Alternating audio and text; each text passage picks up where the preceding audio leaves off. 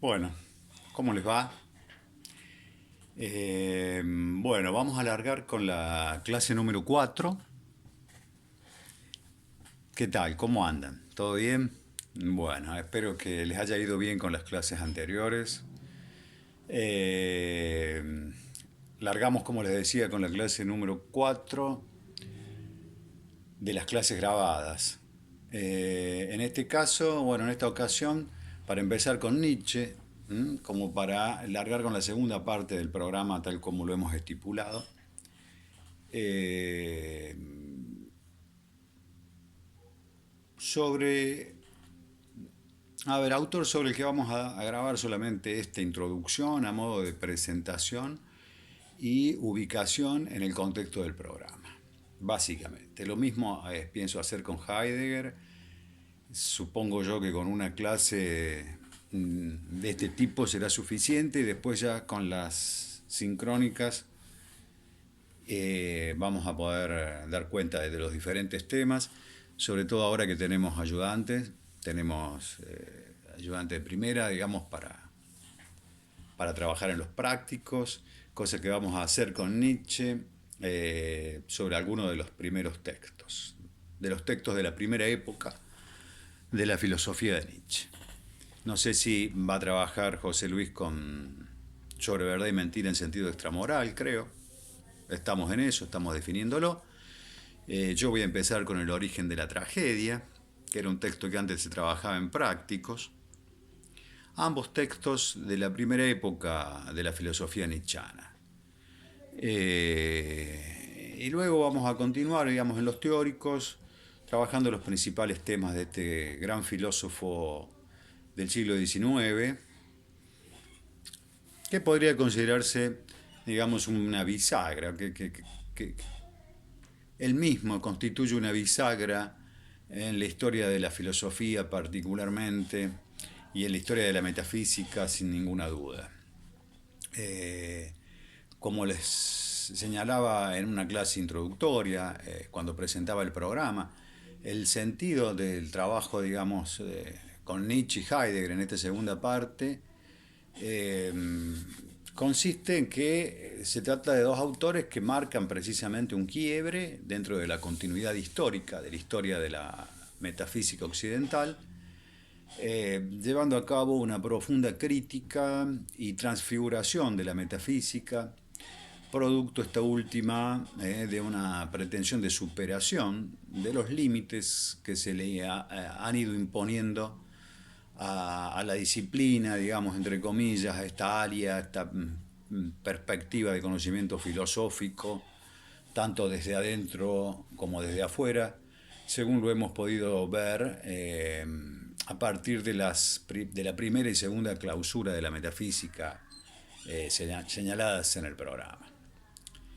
Creo que a propósito de la última, de la segunda clausura, precisamente lo hemos mencionado a Nietzsche como el principal referente dentro de la filosofía relacionado con esta clausura, con esta crítica y con esta clausura.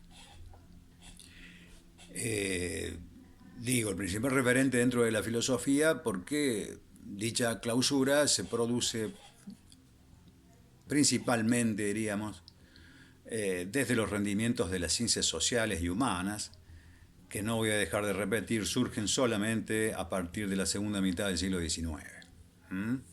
Nietzsche es un exponente, es un referente de este surgimiento, precisamente, digamos, su título habilitante, digamos, profesionalmente, es el de filólogo en principio, ¿no? Cuando escribe El origen de la tragedia lo hace en cuanto filólogo, ¿no? Es decir, la filología, que es esa ciencia que estudia las culturas antiguas a partir de sus producciones culturales, básicamente, ¿no? A partir de su literatura y el arte. Creo que eso también nos va a dar una pauta para entender por qué empezamos con Nietzsche, por qué empieza él mismo. Su filosofía de alguna manera pública a partir de un estudio sobre el origen de la tragedia ática, el origen de la tragedia antigua en Grecia y su muerte. Ese es el tema del origen de la tragedia de Nietzsche. Eh, bueno, como les decía, este filósofo representa una bisagra y en el contexto ya del programa, digamos, nos permite a nosotros, además, estructurar los contenidos de la materia en función de estos dos grandes procesos, ¿no? De génesis, desarrollo, de la metafísica clásica y moderna, de las metafísicas clásicas y modernas, hasta, digamos, un punto crítico hacia fines del siglo XIX, que va a derivar en lo que serían las largas controversias a lo largo del siglo XX, y yo diría que ya hacia principios del XXI derivaría en una proliferación de metafísicas posibles de las que vamos a hablar cuando llegue el momento. Por ahora nos quedamos con Nietzsche entonces en ese punto, digamos, de inflexión histórica, en el cual él se sitúa básicamente como un filósofo crítico, como les decía, llevando a cabo un revisionismo filosófico de la metafísica fundamentalmente, pero lo hace a partir, o sobre todo pensando en la filosofía, en la teoría y el pensamiento sin más. Lo que pasa es que redunda en la metafísica porque, como lo hemos planteado acá desde el principio, la problemática metafísica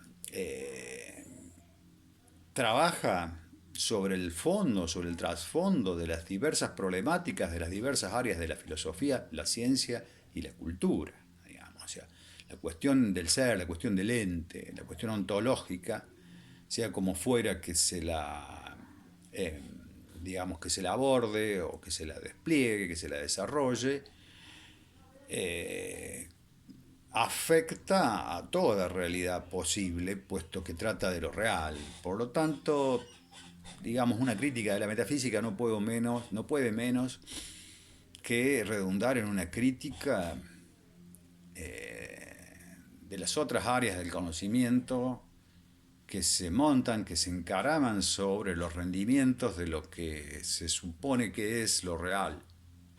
Esto es, sobre los rendimientos de una ontología, cualquiera sea esta, insisto, de las posibles, de las concretamente desarrolladas. Bien, hasta ahí, digamos, la posición de Nietzsche en la historia de la filosofía. También fundamental, digamos, dentro de la historia de la filosofía occidental, es el primer gran crítico, dentro de lo que podríamos considerar una autocrítica de la filosofía occidental respecto de sí misma, digamos, respecto de su propia comprensión de sí, respecto de su autocomprensión. Cosa que también van a notar claramente en la filosofía de este autor, puesto que hace un tema explícito de este posicionamiento suyo, que supongo que en la época habrá sido altamente disruptivo realmente, muy disruptivo, tremendamente disruptivo, puesto que lo ha seguido siendo hasta la actualidad, a todo lo largo del siglo XX su filosofía puede leerse en esa clave. Imagínense en el contexto del siglo XIX, un contexto político, moral, sobre todo, y por lo tanto académico. En cuanto a lo académico depende de lo político y de lo cultural o moral. Bastante duro, bastante complicado para lo que son sus principales tesis. Bien, vamos a empezar entonces. Ahora, bueno, disculpen, van a escuchar seguramente. Mi señora está dando clases en el aula del lado, en su escritorio que contiguo al mío. Estamos en esta situación, chicos, así que les pido paciencia con eso. Espero que no se escuche demasiado. Bueno, y que no me desconcentre tanto. Vamos sobre Nietzsche.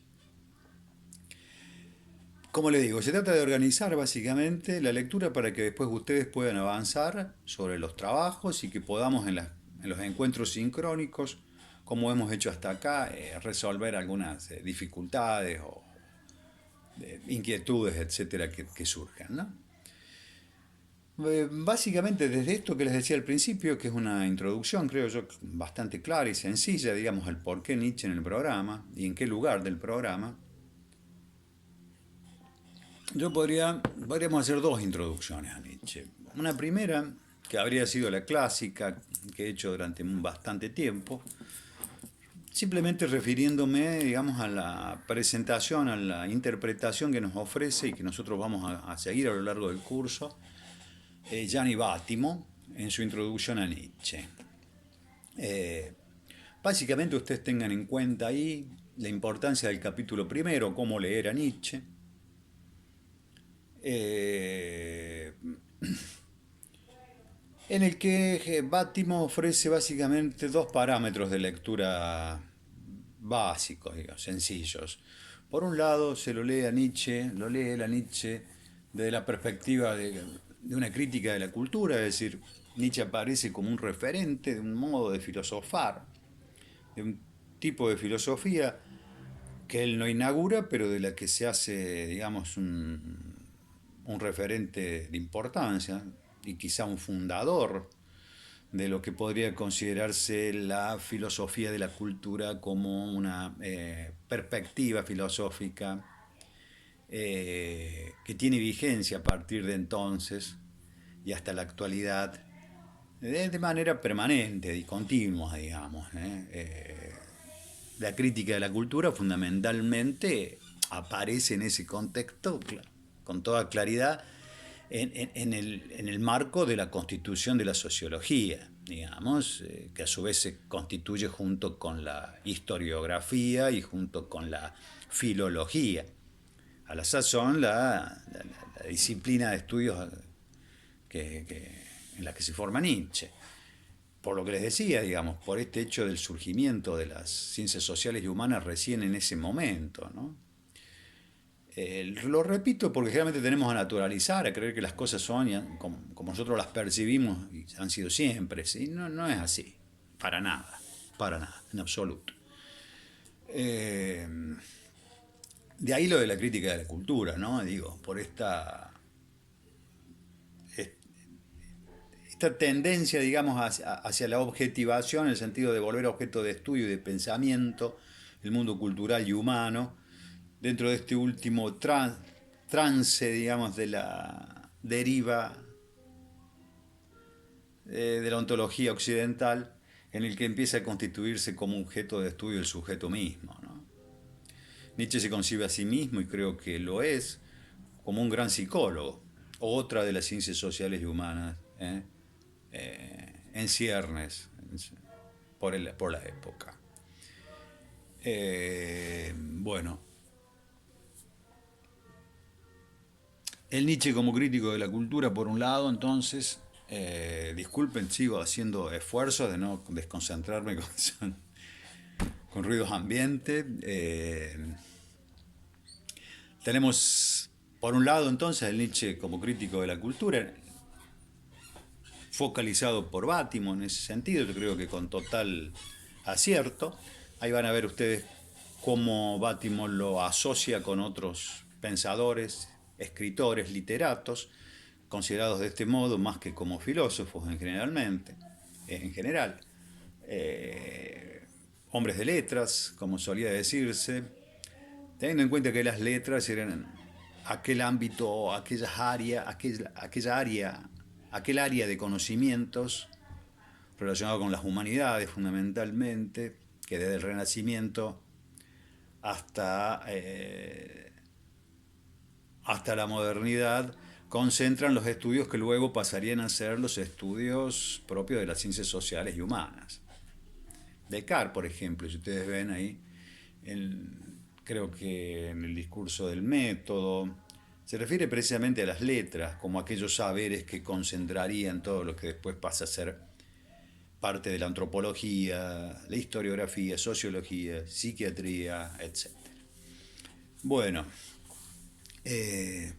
por un lado, una lectura en ese sentido, y por otro lado, una lectura en clave del desarrollo de una ontología de la voluntad de poder. Es como lo presenta Vattimo. Y en este último sentido, como un filósofo que desarrolla al cabo de su obra una teoría filosófica, una ontología, es decir, una teoría acerca del ser del ente, en el sentido de las ontologías materiales, no de las ontologías formales, ¿no? Es decir, en el sentido de las ontologías con contenido material, no con contenido formal, como serían las que derivan de la doctrina de las categorías, etcétera, ¿no? Eso lo hemos visto ya de manera abundante, así que no voy a insistir. Eh, una ontología de contenido material en la que digamos, el ser del ente, es decir, la naturaleza de lo que es, de lo existente, de lo que hay, va a ser pensado por Nietzsche en términos de voluntad de poder. Esto va a ser lo último que vamos a ver de Nietzsche, por lo tanto no lo voy a desarrollar ahora, pero simplemente quisiera dejar en claro, ¿no?, esta doble perspectiva, ¿no? La de una crítica de la cultura, que es por donde también va a transitar en gran medida la crítica de la filosofía como institución, como disciplina, como práctica, en clave historiográfica, en clave sociológica, en toda ¿no?, la gama de las cuestiones inherentes a las humanidades, en clave antropológica. Es decir, Nietzsche lleva a cabo una, una antropología filosófica, también va en la letra, digamos, antes de que existan estas áreas como disciplinas estables en el mundo académico. En cuanto lleva a cabo una antropología filosófica, ¿qué quiero decir con eso? Una teoría acerca del ser humano, acerca del hombre, como se decía en ese tiempo, ¿no? Una teoría acerca del ser humano, que se llamaría antropología filosófica, no es otra cosa que una ontología. Una ontología fundamental, diría Heidegger, en el sentido de que trataría sobre un tipo de ente en particular. Ya vamos a ver por qué Heidegger la va a llamar fundamental. A la ontología que trata sobre el sujeto, sobre el ser humano. Pero en todo caso, como les digo, para ir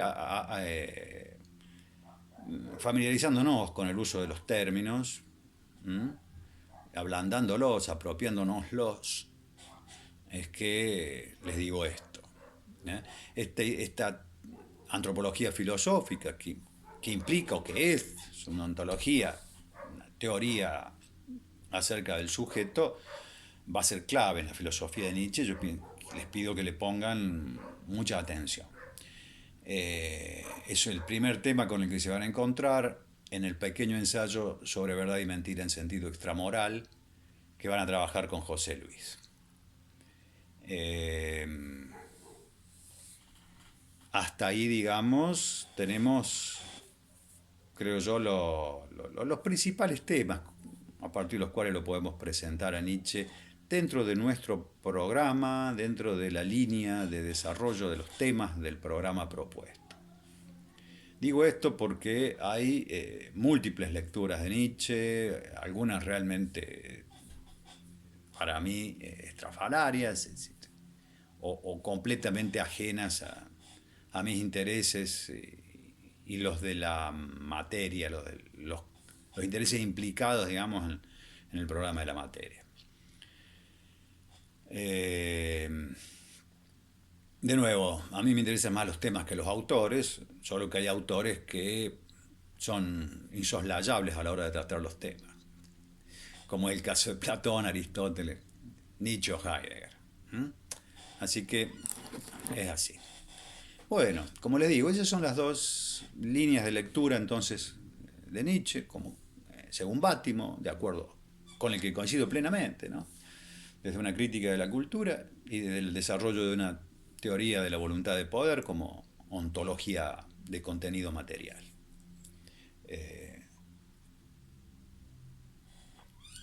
Ahora podemos pasar, digamos, a la introducción a las claves de lectura del Nietzsche del cursado, que no se contrapone con el de Bátimo, al contrario, creo yo que se articula perfectamente, pero que yo quisiera que la hagamos pasar, sobre todo esta articulación, por lo que venimos desarrollando, que es el tema precisamente de la historia de la metafísica, filosofía primera y ontología. Ya hemos visto cómo esos términos se entreveran de manera tal que la historia y esta que estamos desplegando a lo largo del esquema 2 corresponde a sendas denominaciones de de la ciencia buscada, como decía Aristóteles.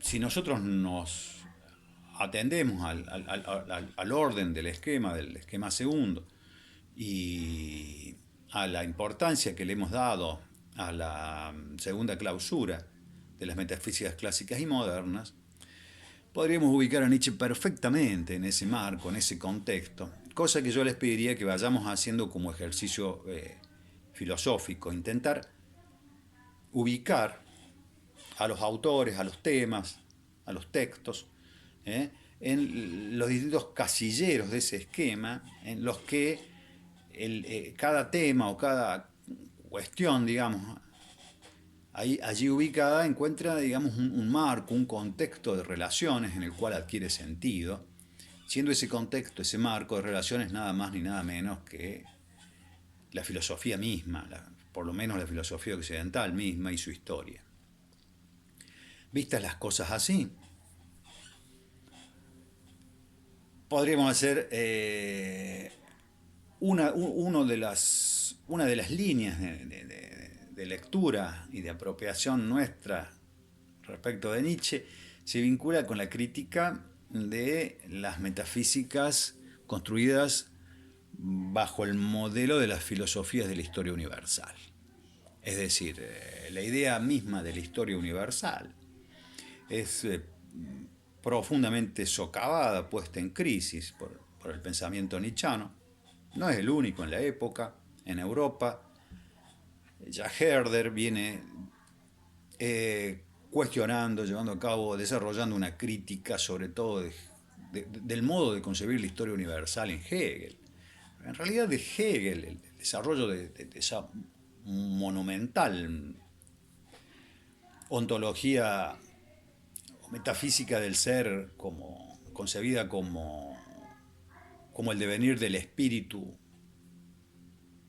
en Hegel, y como sistema total, como sistema y sistematización total de la totalidad de lo existente, que tiene lugar en Hegel, quizás lo que da lugar a las principales críticas de la historia universal, de la idea de historia universal, de esta idea, de esta composición de lo metafísico en ese sentido. Creo yo de todas maneras que es Nietzsche el que va más a fondo de la cuestión. Y respecto del concepto de historia universal o de la categoría de historia universal y lo significado por ella, vamos a focalizar fundamentalmente la cuestión desde Nietzsche en términos de una comprensión de la propia historia de la filosofía y de la propia historia de la metafísica en Nietzsche bajo el signo del nihilismo. Es decir, Nietzsche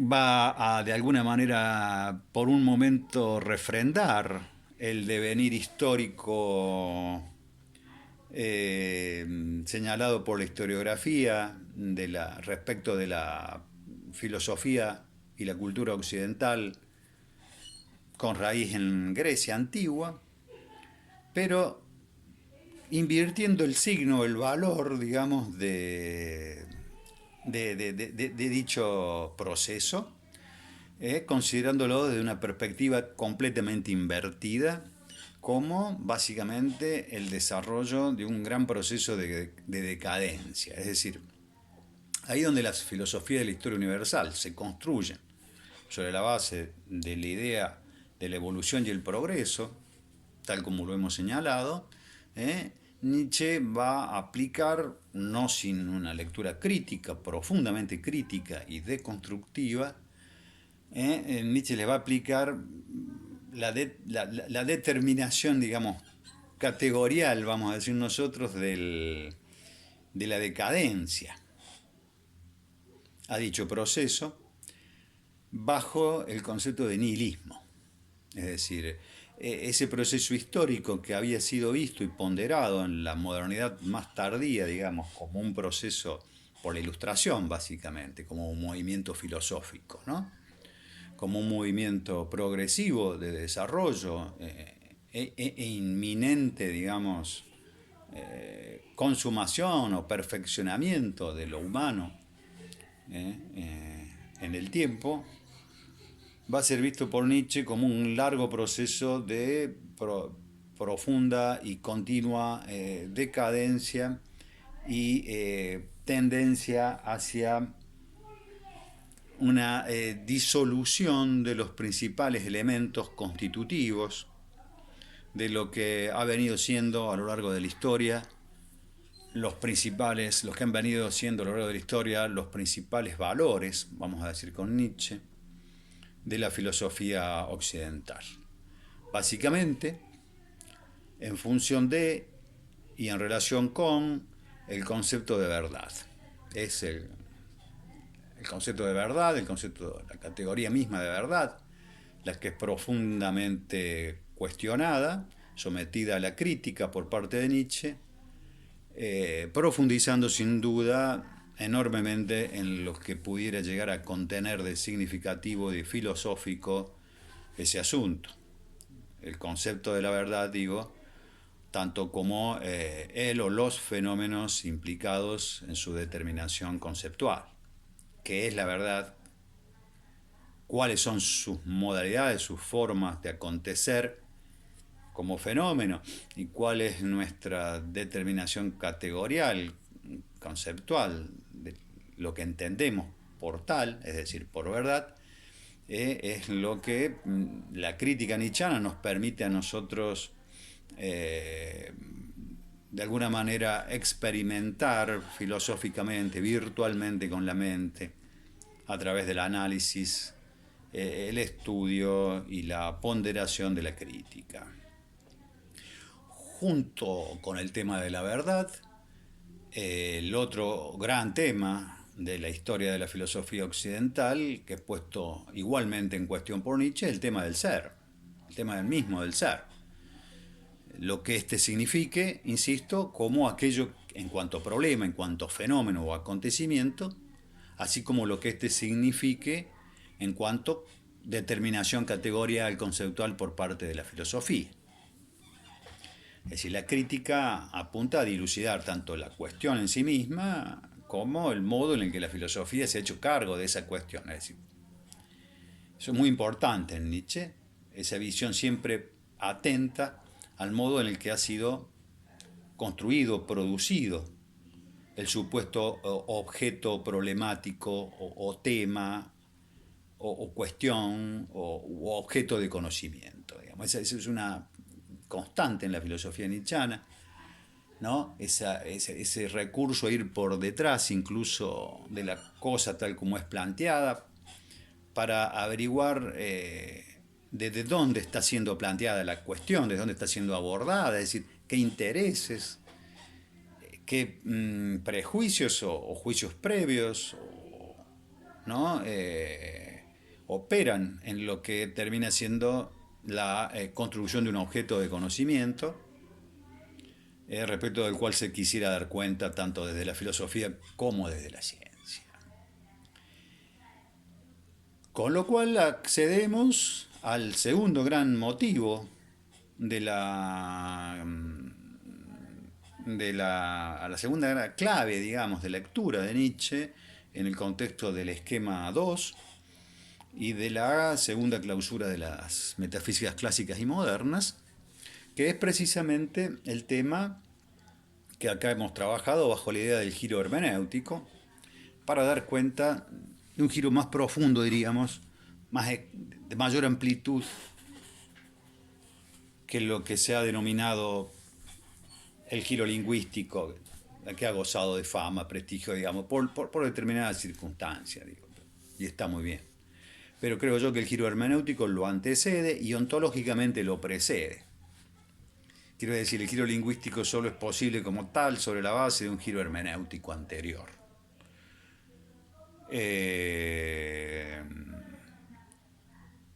Bueno, sobre eso ni una palabra más porque he hablado mucho en una clase en la clase 3, creo. Lo que sí quisiera señalar ahora, ¿no?, es como Nietzsche, digamos, va a cifrar gran parte del destino de su filosofía, se va a cifrar, digamos, en precisamente la asunción de esta verdad, por así decir, que se autoexpone, que se expone en el pensamiento de la época respecto del carácter poético, constructivo del entendimiento, como lo hemos visto ya desde Kant, y respecto del carácter constructivo de la objetividad. Teniendo lugar ya con Nietzsche el claro surgimiento de una perspectiva teórica, filosófica, de la cual nuestro autor es uno de los principales referentes, que es el pragmatismo. El pragmatismo como perspectiva filosófica y como modo de comprender las cosas y la filosofía misma que comprende las cosas o que las estudia, surge recién hacia fines del siglo XIX y va a tener su concreción epistémica institucional en Norteamérica, dando lugar a una de las principales corrientes filosóficas de la contemporaneidad, digamos, contemporánea, que es el pragmatismo, precisamente. Bueno, es uno de los principales exponentes, referentes del pragmatismo. Por la concepción de fondo, no por su adscripción a una corriente que todavía no existía, es precisamente Nietzsche, ¿no? En la filosofía europea, Strauss, Bergson, son dos filósofos que a fines del siglo XIX señalan, digamos, en la aparición de esta nueva manera de comprender las cosas, sobre las que va a decantar el pragmatismo como corriente, que tiene en Norteamérica como principales exponentes en su origen a William James, Charles Sanders Peirce, y el favorito para mí, por el saber estético, John Dewey. No vamos a ahondar en eso, se lo señalo precisamente como Nietzsche, como un emergente de este modo de ver y pensar que es profundamente disruptivo respecto de los modos de ver y de pensar precedentes, sobre todo en lo que atañe al concepto de verdad y de conocimiento. Características que vamos a encontrar en Nietzsche y que vamos a ver sobre todo en Sobre verdad y mentira en sentido extramoral, pero por todas partes creo que Nietzsche está presente esa tendencia. Entonces, bueno, como para sintetizar, digamos, respecto de la segunda clausura, a Nietzsche lo ubicaríamos como un crítico de la idea de historia universal a partir a partir de esa idea de la misma como un proceso decadente que él va a leer en términos de nihilismo. Ahí viene uno de los principales temas que vamos a trabajar con Nietzsche, el trabajo sobre el concepto de nihilismo, que como veremos tiene varias definiciones en distintos contextos. Y por otro lado, como otra clave de lectura, ¿no?, esta idea de la básicamente crítica de la objetividad del conocimiento, en el sentido de que va a partir de la base de que todo conocimiento y todo objeto de conocimiento, en definitiva, es el resultado de un proceso constructivo.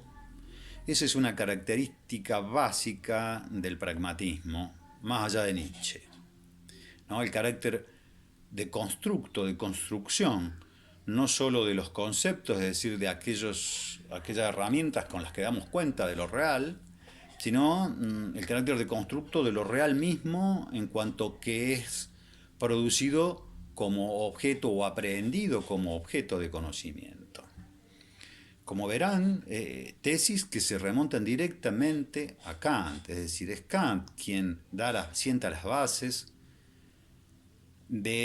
con su concepción del conocimiento, ¿no?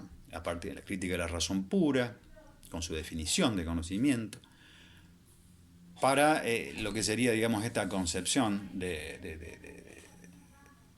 verdad y de objetividad como construcciones. En síntesis, vamos a decir que para el pragmatismo en sus orígenes habría dos tesis básicas que Nietzsche comparte, más que compartir, desarrolla y que luego el pragmatismo compartirá con él, no sé. No va por el tema de los nombres propios, la filosofía, creo. Bueno, no importa. Sí, va, pero no. Va, pero no. Pero todo nombre propio no es más que la expresión de un episteme, de un pensamiento que se despliega antes, después y en el entorno del nombre propio. Bueno, esos dos elementos básicos del pragmatismo que en Nietzsche son evidentes, claros y que es importante que ustedes los tengan presentes, los puedan percibir. Por un lado, la afirmación de una tesis de orden fenomenista, según la cual todo lo que hay responde al orden de la fenomenalidad, digamos. Básicamente se partiría de la base del desplazamiento, de la distinción clásica entre apariencia y realidad, o más concretamente la distinción clásica moderna entre fenómeno y noumeno. Digamos, para Nietzsche, como para el pragmatismo, básicamente el ser se resolvería en su propia fenomenalidad. Digamos, no habría un más allá, por lo menos en términos de un más allá de la apariencia que represente o que constituya una realidad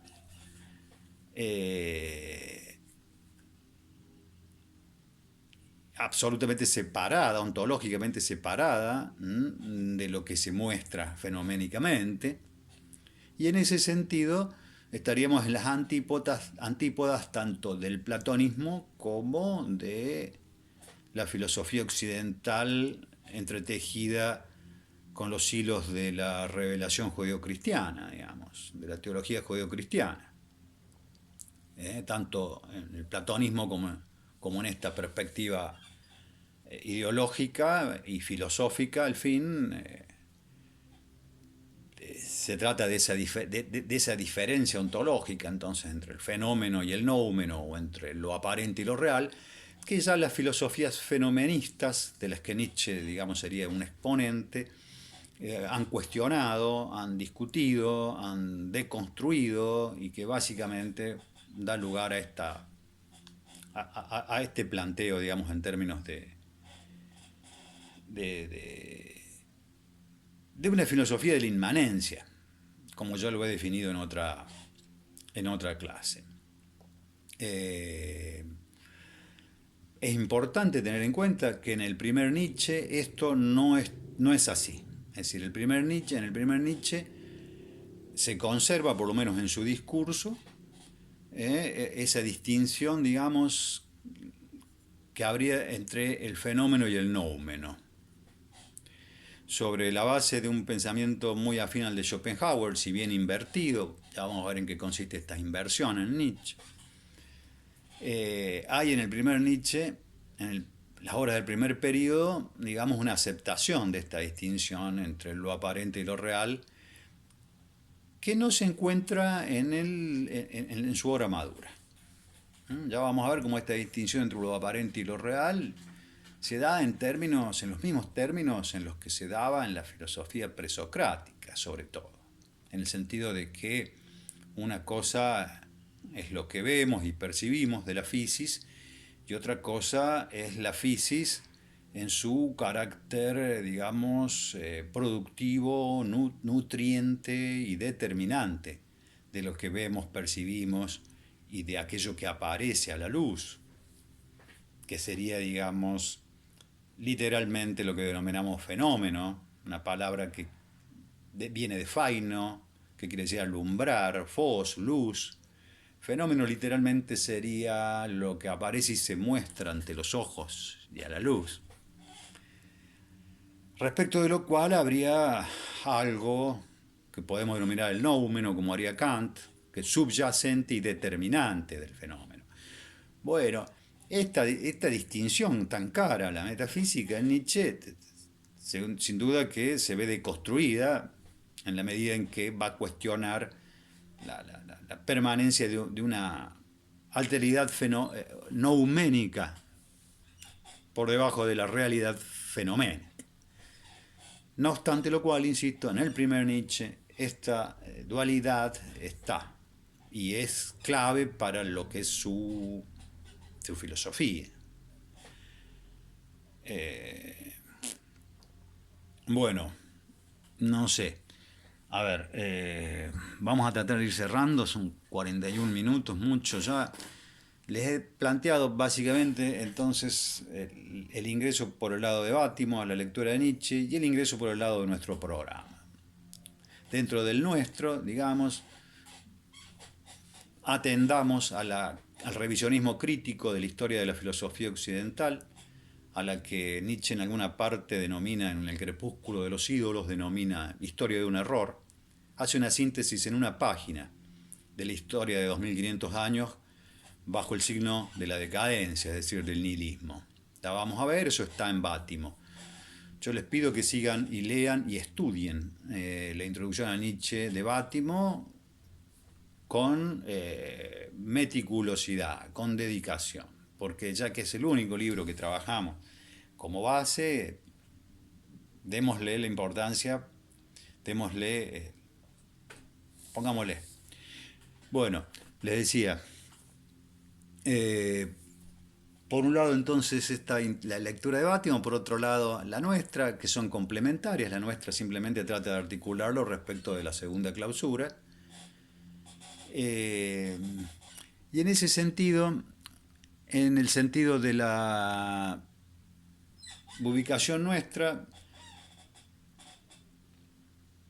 es que nos vamos a detener fundamentalmente, como les decía, en el tema del nihilismo por un lado y por otro lado en lo que sería la crítica de la verdad y del ser, o la crítica de la verdad y la crítica del ente, o la crítica del modo en el que ha sido pensado lo metafísico por las metafísicas clásicas y modernas, en el sentido sobre todo de las metafísicas de la sustancia, puesto que esta ha sido, digamos, la pauta básica desde Aristóteles hasta Nietzsche, digamos. Tanto a través del realismo como del idealismo, no se ha dejado de pensar, digamos, el ente, el ser, bajo la idea, bajo el preconcepto de la sustancia. Por eso era tan importante que viéramos cómo se construye esta idea, precisamente con las ideas de Platón, que son por Platón denominadas precisamente usía, sustancias. Y luego cómo la metafísica de la sustancia adquiere forma y destino con Aristóteles, y luego con Descartes la res extensa, la cosa extensa, la res cogitans y la res divina, de nuevo, bajo otro paradigma, si se quiere, adquiere fuerza y sentido la categoría de sustancia y la idea del ente bajo las características de la misma. Así, digamos, sucesivamente hasta la crítica radical de Nietzsche a dicha categoría. A la categoría de ser, a la categoría de sustancia, a la categoría de verdad, a la categoría de unidad, de totalidad.